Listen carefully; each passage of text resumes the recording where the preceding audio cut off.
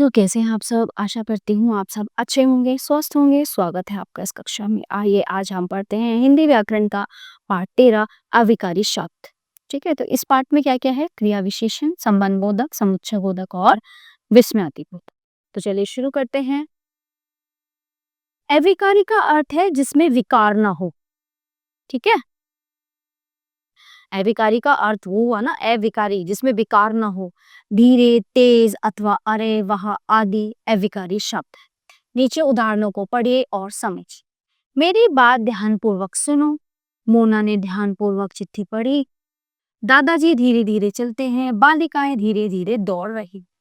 ठीक है, ऊपर दिए गए धीरे धीरे तथा ध्यानपूर्वक शब्दों का रूप सभी वाक्यों में समान। लिंग, वचन और कारक के कारण इनके रूप में कोई परिवर्तन नहीं हुआ है, अतः ये अविकारी शब्द है। कुछ शब्द ऐसे होते हैं जिनमें लिंग, वचन तथा काल के कारण कोई परिवर्तन नहीं होता है। ऐसे शब्द अविकारी शब्द कहलाते हैं। अविकारी शब्दों को अव्यय भी कहा जाता है। अविकारी शब्द 4 प्रकार के होते हैं। पहला क्रिया विशेषण, दूसरा संबंध बोधक, तीसरा समुच्चय बोधक और चौथा है विस्मयादि बोधक। ठीक है, तो सबसे पहले हम बात करेंगे क्रिया विशेषण के बारे में। जो शब्द क्रिया की विशेषता का बोध कराते हैं उन्हें क्रिया विशेषण कहते हैं। जैसे बंदर ऊपर चढ़ गया, हाथी धीरे धीरे चलता है। ठीक है, तो उपयुक्त वाक्य में रंगीन शब्द क्रिया की विशेषता बता रहे हैं। ऊपर शब्द बंदर के बैठने का स्थान बता रहा है और धीरे धीरे शब्द हाथी कैसे चलता है ये बता रहा है। ठीक है, इस प्रकार हम कह सकते हैं कि जो क्रिया की रीति, स्थान, समय तथा परिमाण की विशेषता बताते हैं उन्हें क्रिया विशेषण शब्द कहते हैं। क्रिया विशेषण के भेद। क्रिया विशेषण के 4 भेद हैं: कालवाचक, स्थानवाचक, रीतिवाचक और परिमाणवाचक। ठीक है, काल मतलब समय, स्थान मतलब जगह, रीति मतलब जो आपकी रीति मतलब जो तरीका होता है काम करने का, परिमाण मतलब सबको पता है क्वांटिटी। ठीक है, तो सबसे पहले हम बात करेंगे कालवाचक क्रिया विशेषण के बारे में। काल का अर्थ होता है समय। ठीक है, तो जो क्रिया विशेषण शब्द क्रिया की काल संबंधी विशेषता का बोध कराते हैं उन्हें कालवाचक क्रिया विशेषण कहते हैं। जैसे मोहन प्रतिदिन पढ़ता है, नानी जी परसों चली जाए। ओके, तो उपयुक्त वाक्यों में प्रतिदिन और परसों शब्द कार्य के होने के समय को बता रहे हैं, अतः ये शब्द कालवाचक क्रिया विशेषण है। अभी, जब तक, प्रातः, संध्या, लगातार, दिन भर, आजकल, कभी कभी, तभी आदि शब्द भी कालवाचक क्रिया विशेषण है। स्थानवाचक क्रिया विशेषण। स्थान का अर्थ होता है जगह। जो क्रिया विशेषण शब्द क्रिया की स्थान संबंधी विशेषता का बोध कराते हैं वे स्थानवाचक क्रिया विशेषण कहलाते हैं। जैसे मैं जंगल में दूर गया और राम मंदिर के पास जाएगी। ठीक है, तो इन वाक्यों में क्या है? इन वाक्यों में आए दूर और पास शब्द बताते हैं कि क्रिया कहाँ हो रही और ये क्रिया के होने के स्थान का बोध करा गए, अतः ये स्थानवाचक क्रिया विशेषण है। यहाँ, वहाँ, इधर उधर, पास, दूर, नीचे, भीतर, बाहर की तरफ, आगे, पीछे शब्द आदि शब्द स्थानवाचक क्रिया विशेषण है। फिर है रीतिवाचक क्रिया विशेषण। रीति का अर्थ होता है तरीका। जो क्रिया विशेषण शब्द क्रिया की रीति संबंधी विशेषता का बोध कराते हैं उन्हें रीतिवाचक क्रिया विशेषण कहते हैं। ठीक है, जैसे चुया धीरे धीरे कुतर रही है, खरगोश तेज दौड़ रहा है, राम धीरे धीरे चल रहा है, रोहन धीरे धीरे खाना खा रहा है ना, राधिका तेज तेज चल रही है, इस तरह से। तो इन वाक्यों में आई धीरे और तेज शब्द ये बता रहे हैं कि क्रिया कैसे पूरी हो। ये क्रिया की रीति संबंधी विशेषता बता रहे हैं, अतः ये रीतिवाचक क्रिया विशेषण है। जल्दी, भली भांति, ध्यान पूर्वक आदि रीतिवाचक क्रिया विशेषण शब्द है। फिर नंबर 4 पे हम पढ़ते हैं परिमाणवाचक क्रिया विशेषण। ठीक है, तो ये क्या होते हैं? Adverb of quantity. परिमाण का अर्थ है मात्रा। जो क्रिया विशेषण शब्द क्रिया की परिमाण संबंधी विशेषता का बोध कराते हैं उन्हें परिमाणवाचक क्रिया विशेषण कहते हैं। ठीक है, तो इन वाक्यों में आए कम और बहुत शब्द बता रहे हैं कि क्रिया कितनी मात्रा में हुई। ये क्रिया की परिमाण संबंधी विशेषता बता रहे हैं, अतः ये परिमाणवाचक क्रिया विशेषण है। खूब, अधिक, जरा, थोड़ा, ज्यादा, तनिक, पर्याप्त आदि शब्द परिमाणवाचक क्रिया विशेषण है। विशेषण तथा क्रिया विशेषण में अंतर।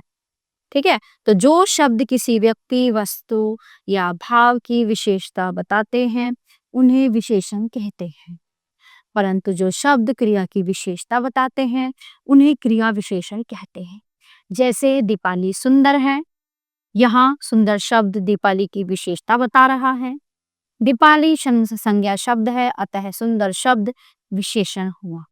यदि इस तरह कहा जाए कि दीपाली सुंदर लिखती है, यहाँ पर सुंदर शब्द दीपाली संज्ञा की विशेषता नहीं बता रहा, अपितु सुंदर शब्द लिखने क्रिया की विशेषता बता रहा है, अतः यह क्रिया विशेषण हुआ। ठीक है, अब बात करते हैं संबंध बोधक की। संबंध बोधक, गांव के बाहर तालाब है और घर के सामने मंदिर है। के बाहर, के सामने।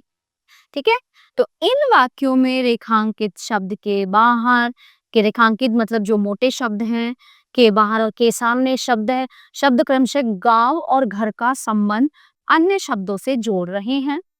कुछ अन्य संबंध बोधक शब्द इस प्रकार है: के अंदर, से पहले, के विपरीत, के अनुसार, के साथ, के संग, से लेकर, तक, के लिए, की खातिर, के लिए, के मारे, के आगे, के कारण, के द्वारा, की वजह आदि। कुछ अन्य उदाहरण पढ़िए और समझिए। मेज के नीचे बिल्ली बैठी है।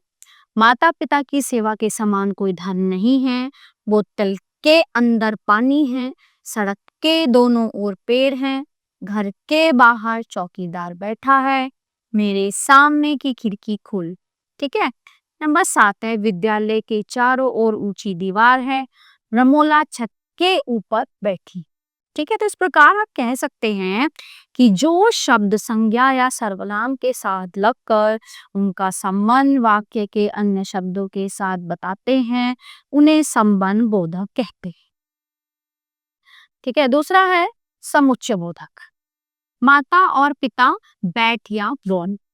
समुच्चय यानी कंजंक्शन, जैसे उपयुक्त वाक्यों में आए रेखांकित शब्द और तथा या शब्द दो शब्दों को मिला रहे हैं, अतः ये समुच्चय बोधक है। कुछ अन्य समुच्चय बोधक इस प्रकार है, चलिए देखते हैं कौन से हैं। परंतु, लेकिन, मगर, अथवा, किंतु, बल्कि, तथा, ताकि, कदापि, इसलिए आदि। तो कुछ उदाहरण पढ़िए और समझिए। माँ और बेटा घूमने जा रहे हैं। मैंने पूरी मेहनत की किंतु सब बेकार। दो शब्दों, वाक्यांशों या वाक्यों को जोड़ने वाले शब्दों को समुच्चय बोधक अथवा योजक कहते हैं। मैं बीमार थी इसलिए घूमने नहीं हूँ। मोहित परीक्षा देता लेकिन वह बीमार था। मैं घर जा रही हूँ ताकि माँ को दवाई दे सकूं। भिखारी इतना कमजोर है कि चल भी नहीं सकता। तुम बड़े हो या नीरज। इस प्रकार हम कह सकते हैं कि कुछ अन्य समुच्चय बोधक शब्द जैसे और, या, अतः, यद्यपि, तथापि, क्योंकि, कि, नहीं, तो, जो कि, वरना, एवं, जिसमें, पर, तो, अन्यथा आदि। जैसे कोई कहानी अथवा कविता लिखिए। पुलिस चोर के पीछे भागी परंतु उसे पकड़ न सकी। तेज चलो ताकि गाड़ी पकड़ सके। फिर आता है हमारा विस्मयादि बोधक। फिर हम विस्मयादि बोधक के बारे में बात करते हैं। वाह प्रतीक क्या दौड़ रहा है। आहा कितना सुंदर फूल है। आप रे कितना बड़ा सेब। तो इन वाक्यों में वाह, वाह, आह, आहा, बापरे शब्दों का प्रयोग किया गया है। ये शब्द इन वाक्यों में कही जाने वाली बातों से पहले मन के भाव व्यक्त करने के लिए लिखे गए हैं।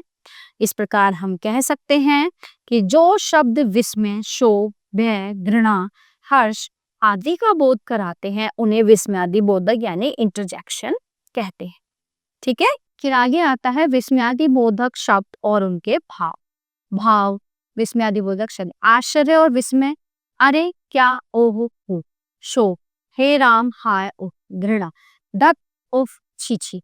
भाव विस्मयादि बोधक शब्द भय, बाप रे, हाय, हर्ष, आहा, शाबाश, क्रोध, अरे चुप। मतलब जब हम आश्चर्य और विस्मय में होते हैं तो ये वाले शब्द हमारे मुंह से निकलते हैं, जब हम शोक में होते हैं तो ये शब्द निकलते हैं, जब हम किसी से घृणा करते हैं तो ये शब्द निकलते हैं, जब हम डरे हुए होते हैं, भय होता है तो ये शब्द निकलते हैं, जब हम खुश होते हैं, हर्ष होते हैं तो ये शब्द निकलते हैं, और जब हम क्रोध यानी गुस्से में होते हैं तो ये शब्द निकलते हैं।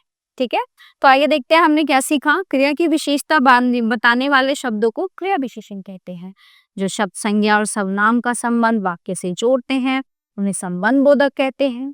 जो शब्द दो शब्दों या वाक्यों को जोड़ने के काम करते हैं उन्हें समुच्चय बोधक कहते हैं। कुछ शब्द विस्मय के अलग अलग प्रकार के भावों को प्रकट करते हैं, ऐसे शब्द विस्मयादि बोधक शब्द कहलाते हैं। ठीक है, तो प्यारे बच्चों ये पाठ यहीं पे समाप्त होता है। आशा करती हूँ आपको अच्छे से समझ आया होगा। मिलते हैं अगली कक्षा में। धन्यवाद।